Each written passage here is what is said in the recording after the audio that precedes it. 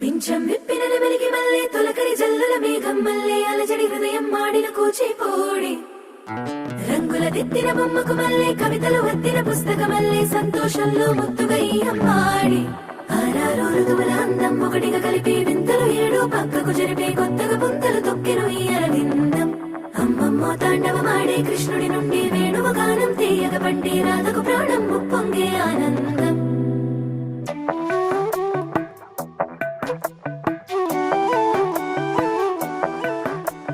మధురము కదా ప్రతొక నడక నీతో కలిసేలా తరగని కథ మనదే కనుక మనసు మురిసినిలా ఉసురేమో